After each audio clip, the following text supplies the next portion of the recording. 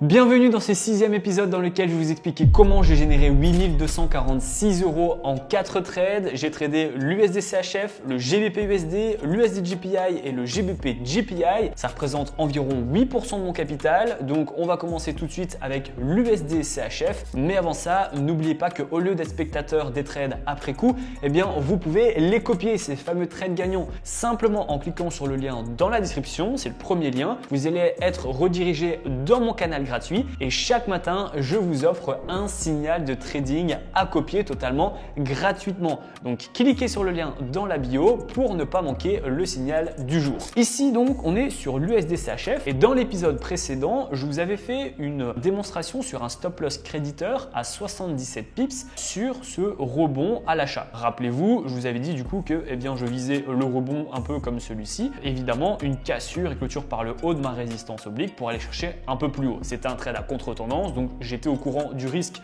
que je prenais et c'est ce qui a aussi fait un point haut plus bas que le point haut précédent. C'était donc un signe de tendance baissière. Je n'étais donc plus d'accord avec mon signal d'achat. J'ai donc fait un stop loss créditeur très proche pour faire une prise de profit à 77 pips, ce qui m'a rapporté à peu près 1% de mon capital, environ 1300 €. Et du coup, vu que j'étais plus d'accord avec mon achat, j'ai mis une vente. Cette vente, je voulais partager dans mon canal Telegram et j'avais un super point d'entrée parce que ici, j'avais ma vente en tendance baissière en haut d'un canal baissier. Mon stop loss, il était super bien placé parce que d'une part, il était très protégé. Là, si on touche mon stop loss, ça voudra dire qu'on aura recassé et clôturé par le haut ma résistance oblique et qu'on aura fait du coup un plus haut que le point haut précédent, ce qui est un signe de tendance haussière et donc je serai plus du tout d'accord avec ma tendance baissière. Donc là, j'ai un stop loss qui est relativement proche et qui pour le coup est assez sécurisé. J'ai une belle sécurité sur ce stop loss et j'ai un take profit qui est ici, qui est sur le bas de mon canal baissier pour faire du coup un plus bas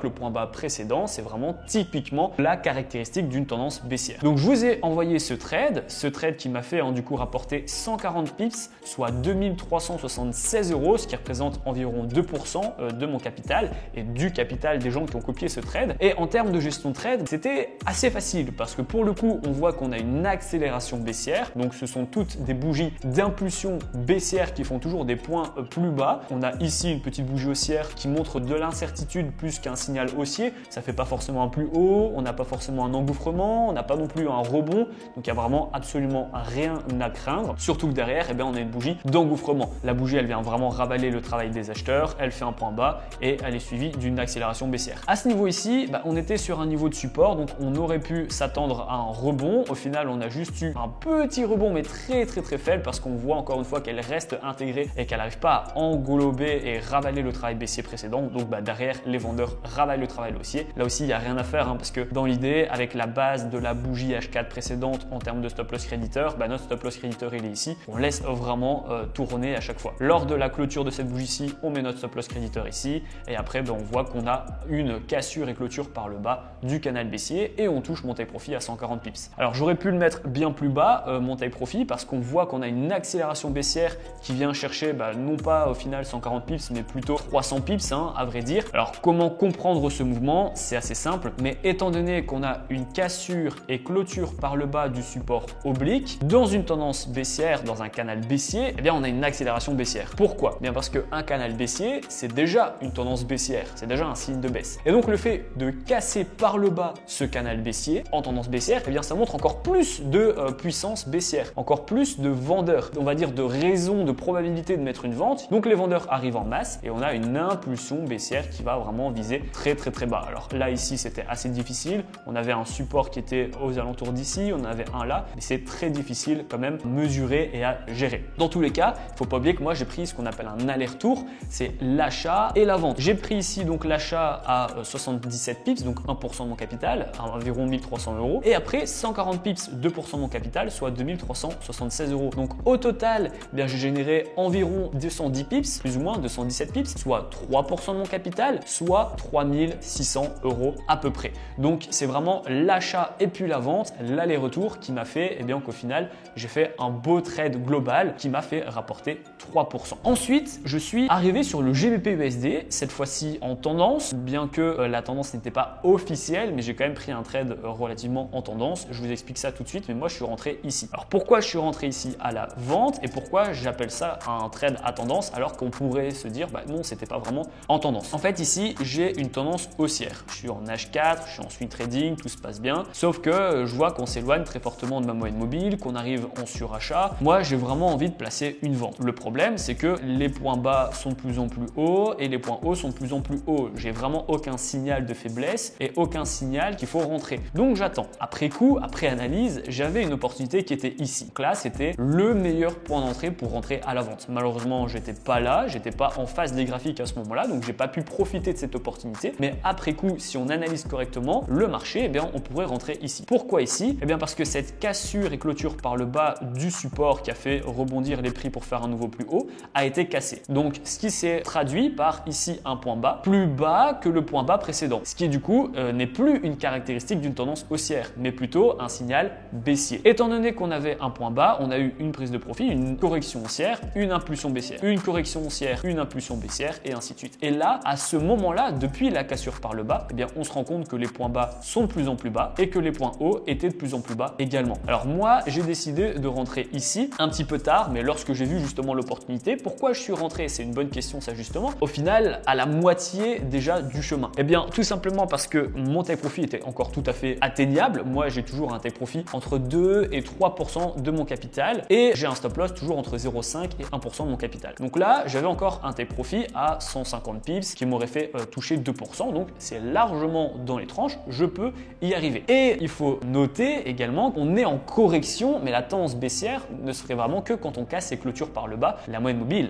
simple à 200 périodes. Donc j'avais encore de la marge. C'est là qu'on arrive, j'aurais pu déjà mettre un stop loss crediteur, sécuriser ma position, etc. Donc j'ai tenté. J'ai décidé donc de rentrer ici. En fait, qu'est-ce que j'ai attendu? Donc j'ai vu la correction haussière qui était ici, puis j'ai vu l'impulsion baissière. Et donc, eh bien, je me suis tout simplement positionné après la correction haussière ici. Voilà, donc au plus haut à la fin de cette bougie haussière en H4. Mon stop loss était bien protégé parce que si on touchait mon stop loss, eh bien, on aurait fait nouveau plus haut de plus en plus haut. Donc on aurait été en fait tout simplement sur un simple repli et une continuité de la tendance haussière. Donc il était protégé, il était environ à 65 pips mon stop loss, soit 1% de mon capital. Et ici, j'ai un take profit à 153 pips, hein, donc comme je vous ai dit, qui était en fait une zone de support. On avait fortement rebondi ici et on avait quand même relativement échoué pas mal de fois à la baisse également parce qu'on a eu une résistance, le travail de résistance ici et le travail de résistance juste ici. Donc, eh bien, je me suis dit, ok, on y va. Qu'est-ce qui s'est passé? Eh bien, à la suite de ma correction haussière, j'ai eu une impulsion baissière. On tente en fait ici ce niveau de support qui était un niveau de résistance assez important. On finit par le casser. On casse et clôture par le bas mon support horizontal, ma moyenne mobile simple à 200 périodes, ce qui est du coup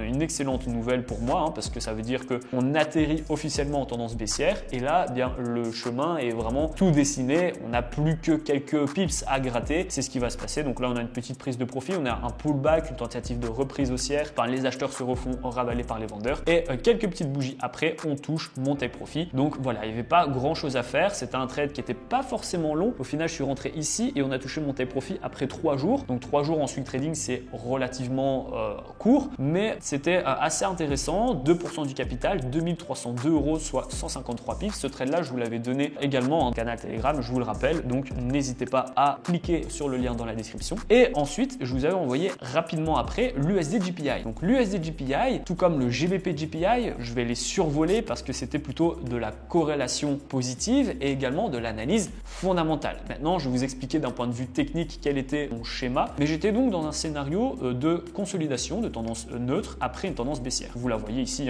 tendance baissière énorme, très longue, qui dure plusieurs mois. Donc voilà, j'ai une tendance baissière. Et ensuite, j'ai un petit rebond et ici, j'ai ma phase de consolidation. Donc quand je suis dans une phase de consolidation, une tendance neutre, un range, appelez ça comme vous voulez, j'ai vraiment 50% de chance que ça pète à la hausse, tout comme ça pète à la baisse. Je le vois de toute façon ici, j'ai des rebonds sur un support horizontal que je pourrais vous tracer ici. Voilà, ça c'est ma zone de support. J'ai un rebond ici, un rebond, etc. Et j'ai également une zone de résistance que je pourrais tracer juste ici, avec un repli, etc. Donc moi, qu'est-ce qui se passe quand je vois que j'ai une zone de résistance ici et une zone de support là? Dans ce genre de scénario, il existe deux solutions. Soit je vais simplement mettre des ventes lorsqu'on est sur ma résistance, le haut de mon range, et mettre des achats lorsqu'on est sur mon support, le bas du range, et donc faire l'achat, la vente à l'intérieur du canal qui est neutre. Soit, c'est la deuxième solution et c'est celle que j'ai prise personnellement, c'est d'attendre qu'on casse, qu'on sorte de cette tendance neutre pour voir et acheter ou vendre en fonction de si on a cassé par le haut ou par le bas. Donc moi, ce que je me suis dit, c'est que on voit vois quand même qu'on a eu beaucoup plus de tentatives de cassure par le haut que par le bas. En soi, on a eu un rebond ici, ici et ici, donc 3 tentatives et 3 rebonds, alors que les replis sont beaucoup plus nombreux. On a un ici, ici, ici, ici et ici. Donc au plus on va essayer de casser cette résistance, le haut du range, au plus on va l'affaiblir cette résistance. Donc moi, mon chemin de pensée, c'était de vouloir mettre un achat avant qu'on casse, essayer de nous positionner un petit peu avant pour justement avoir un meilleur stop loss, un très bon money management, ratio, etc. Et je me dis aussi que mine de rien, on reste quand même au-dessus de la moyenne mobile simple à 200 périodes, donc la tendance de fond reste globalement haussière. Donc si je peux mettre un achat dans ma tendance haussière, entre guillemets, du moins selon ma moyenne mobile simple à 200 périodes et avant qu'on casse par le haut, ça peut être un bon atout. Je savais également à ce moment-là que l'analyse fondamentale pouvait faire monter les paires qui finissaient par GPI. Et donc, vu que l'analyse fondamentale pouvait m'aider à casser le haut du canal, eh bien, je me suis dit que j'allais tenter un achat. Ce genre de scénario, on appelle ça un catalyseur. Un catalyseur haussier, c'est quoi? C'est une annonce fondamentale qui pourrait aller dans notre sens en faisant monter les prix. Donc, je me suis dit, j'ai l'analyse fondamentale qui pourrait m'aider, j'ai la tendance de fond haussière selon les moyennes mobiles simples à 200 périodes et j'ai également d'un point de vue technique des tentatives qui sont beaucoup plus nombreuses. Donc, je décide d'acheter juste ici après la correction. Je vois que j'ai une petite impulsion haussière qui est juste ici. On tente la résistance, on échoue encore. C'est super. Je me positionne le plus bas possible après la correction baissière. Je mets un stop loss qui est juste ici en fait. Pourquoi mon stop loss là? Bien parce que c'est le bas globalement de mon range et donc si on touche mon stop loss, c'est qu'on sera reparti pour un tour à retourner dans ma tendance neutre. C'est pas ce que je voulais vraiment tenter de me positionner avant l'analyse fondamentale pour profiter que ça pète à la hausse. En termes de take profit, donc j'avais mis un take profit ici. Alors 135 pips, c'est vrai que c'est un chouïa peu. J'ai l'habitude de mettre des take profit un petit peu plus haut quand même. Maintenant, j'avais cette grosse résistance qui allait m'embêter à court terme et qui aurait potentiellement pu faire replier les prix. Donc je voulais pas être trop gourmand et 135 pips, surtout sur l'USD GPI, avec un lot modéré, ça peut vite faire beaucoup. C'est d'ailleurs ce qui s'est passé parce que j'ai su générer 1823 €, ce qui représente à peu près 2% de mon capital. Je vous donne toujours une idée globale et ça représente également 2% du capital des gens qui ont copié mon trade avec le money management, les lots que je recommande. Qu'est-ce qui s'est passé ensuite? Eh bien, on a eu une bougie haussière énorme qui a cassé et clôturé par le haut le range, la tendance neutre, et qui a touché mon take profit. On voit d'ailleurs après une prise de profit et un retour baissier avec un mini ETE qui du coup fait retourner les prix. On ravale ce qui s'est passé d'un point de vue fondamental. Donc voilà, ce trade là, il était très précis. C'est un trade avec un bon timing, mais il faut savoir prendre les opportunités quand elles sont là. On sait que voilà, on a une annonce qui pourrait potentiellement être dans notre sens. Il ne faut pas hésiter. On voit qu'on est soutenu par la moyenne mobile simple à 200 périodes et par le point de vue technique qui tente pas mal de fois à la hausse. Eh bien, on tente. Il ne faut pas non plus trop se poser de questions parce qu'à force d'attendre, là par exemple, si j'avais attendu trop longtemps, j'aurais simplement vu le trade partir sans moi. Donc voilà pour l'USD GPI et pour le GBP GPI, c'est justement à peu près la même chose. C'est pour ça que je vous ai dit que ça allait être